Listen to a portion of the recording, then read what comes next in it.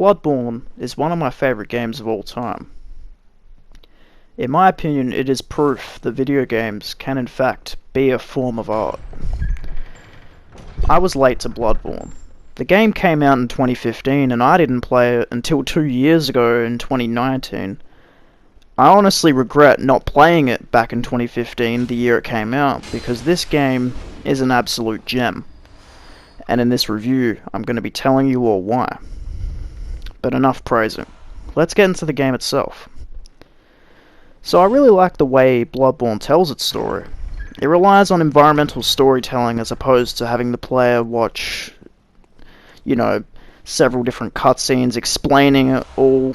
Like, it actually, you actually have to look around and read notes and talk to NPCs and stuff like that. However, there are cutscenes in this game. There aren't that many, and they generally only happen like before a boss fight or something like that. The story of Bloodborne is so deep that I wouldn't even do it justice to talk about it all in this video. Instead, I encourage you all watching who haven't yet played the game to play it for yourself. And if you have, why not play it again? And speaking of playing it again, the replayability for this game is very high. Not only are there multiple builds to test out and play with, but the lore and story, like I mentioned before, is very expansive. You definitely miss a lot during that first playthrough. I did, for example, so you play it again. Now let's talk about the difficulty. There's no sugarcoating this, the game is hard, which is pretty obvious since it's part of the Soul series and is made by From Software. The game's hard, but not so hard to the point where it's complete and utter bullshit. If you put the time in and work hard to master the movesets of the enemies and the boss fights, you will definitely win. There are moments where it feels hopeless and like you will never win. Orphan of cost. Sorry, allergies. Anyways, the bosses are generally fair, and if you keep at it, you'll get it. So the game is challenging, but rewards hard work. Anyways, onto the soundtrack. It has one of the best soundtracks I've ever heard. All the music is very fitting, whether you're fighting a scary-ass monster and the soundtrack is creepy, or if you're in the hunter's dream and the soundtrack is beautiful. Now, onto the aesthetic and the atmosphere of Bloodborne, which is one of my favourite aspects of the game, and I love pretty much everything about this game. Now, I'm a sucker for gothic/Victorian aesthetic, so I love just exploring and, looking around and just taking it all in. And speaking of the aesthetic, the outfits in this game fit the aesthetic well. The outfits look really cool, and what's great about them is it doesn't really matter what build you're doing, you can just have whatever outfit you think looks the coolest, so that's pretty neat. I don't think I have any actual complaints about this game. It does pretty much everything right. There's a reason why this game is considered to be one of the best games on PlayStation and one of the best in the Soul series. The only reason I can honestly think for not liking this game is because of its difficulty, which is understandable if you're not really into hard games. I can understand why this might not be a cup of tea, but if you can handle hard games and you're into Souls type games, then I highly recommend checking this game out if you haven't already. Because, trust me, it's worth your time and you will come out of it with an amazing experience. Now, let's talk about the DLC. Oh man, the DLC is a masterpiece. I know the vanilla game is, but the DLC is just next level. If you have Bloodborne but you don't have the DLC, do yourself a favor and get it now. Right now. Actually do it. No, right now. Don't have the money? Too bad. How about you just steal your mum's credit card and get it, sucker? I'm just kidding. Please just cut that bit out, So anyways, the DLC adds so much more to an already fantastic story. It adds pieces to the puzzle that you were probably asking yourself once you beat the vanilla game. The boss fights are also incredible in the DLC, and even harder than the bosses in the vanilla game, except for one, the Living Failures. But anyways, The others are incredibly tough, especially the Orphan of Kos. Now, for those of you who've been following my channel, you know that my very first video was about the Orphan of Kos. The Orphan of Kos is widely considered to be one of the hardest fights in the game and the Soul series. And that video is mainly a joke. Like, the Orphan of Kos is not an easy fight. It is very difficult. My first try took me close to 100 goes, I would say, like, unironically.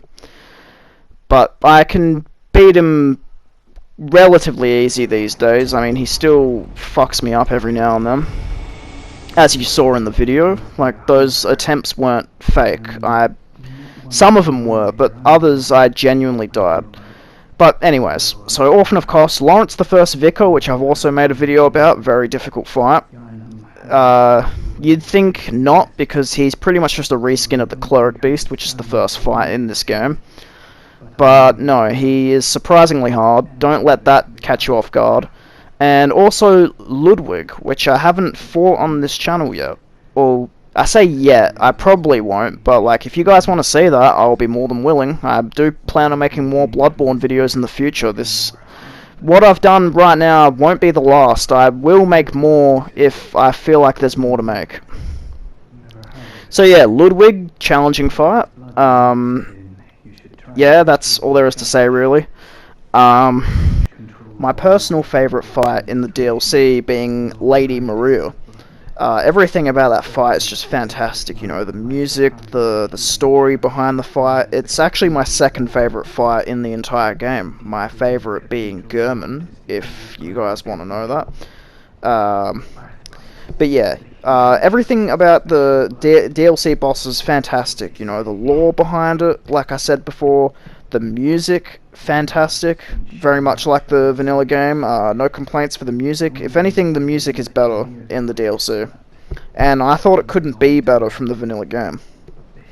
So anyways, the DLC, if you haven't got it, if you have Bloodborne and don't have it already, do yourself a favour and get it. It'll be the best in-game purchase you've ever made in your entire life. Now onto builds and weapons. I did briefly mention builds earlier, but I didn't really go into what they are. So there's the skill build. Now the skill build emphasizes visceral attacks and parrying. So parrying is when you shoot. You guys have probably seen me do it while I've played this game.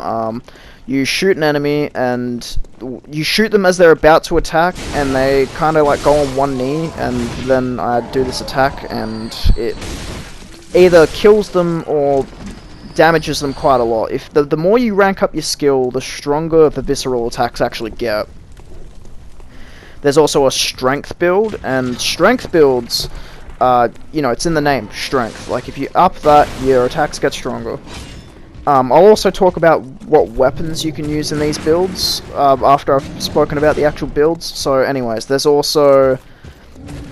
is Blood Tinge, and I haven't actually done the Blood Tinge build before, but Blood Tinge is basically, it makes your guns stronger. Like, it's a build that relies on guns, so your guns, instead of using them for parrying, they actually do damage. It also includes, like, if you use certain weapons, like, the weapons have used blood, etc., like, you know, Blood Tinge. And Arcane, which is said... I haven't done Arcane either. I plan on making a video at some point in the future trying out the Arcane build, because I've never actually done it before. I might do a Blood Tinge one as well if you guys want. But, yeah, Arcane is said to be the most complicated and hardest build to do in the game, and it's not recommended if you're a newcomer. Most people just recommend either strength or skill. Blood Tinge and Arcane, especially Arcane, are probably a bit too complicated if you just want to experience the game. But yeah, Arcane is like very like magic kind of, like, I don't know, Arcane and Blood Tinge are pretty hard to explain. I feel like you just need to see them for yourself. Like, I can't really put them into words, but Arcane is just kind of like magic sort of stuff.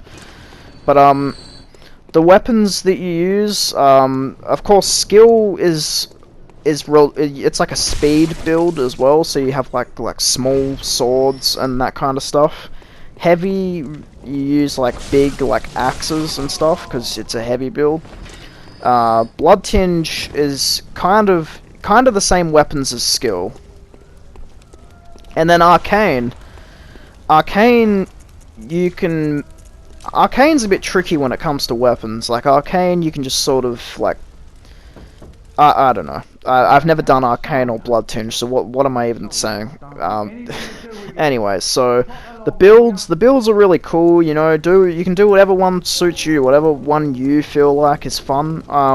I did something called a quality build on my very first playthrough. A quality build is when you mix up two different builds. On my first playthrough, I mixed up skill and strength. The best weapon for that is probably Ludwig's Holy Blade, which is what I'm actually using in this gameplay on screen, and what I've been using in my Bloodborne videos. Ludwig's Holy Blade's probably one of my favourite weapons. It's pretty good for the build, it gets the job done, you know. So yeah, now I'm going to talk about how the game controls and how it handles. No complaints in that department. The game handles really well. It came out in 2015, so it's about 6 years old now, and the controls have aged well. Like, they still doesn't feel clunky or anything. Of course, newer From Software games have more fluent controls, like Sekiro and even the Demon's Souls remake, which came out recently. Obviously, those games handle better than that of Bloodborne, but you know. Bloodborne, it handles well for a game. I know 2015 wasn't that long ago, but you know there are definitely games from that type of that era that the controls are a bit dated now and aren't as fluid. But Bloodborne gets the job done in that area. So yeah, controls really smooth.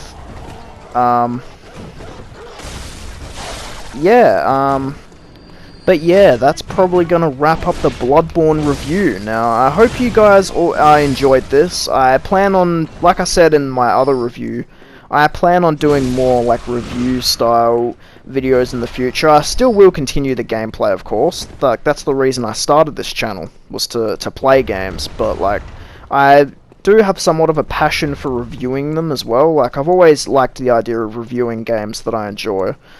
So, yeah, like I'm probably not great at reviewing games right now, but you know, like with anything in life, I'm sure I'll get better at it the more I go on. So yeah, if you guys want to see more review style content from me, just let me know. I'll be happy to do more. I already have like a somewhat of a list of games that I plan on reviewing, like mainly games that I just enjoy playing. Yeah, that wraps up the video. Thank you all for watching, and I'll see you later, boys.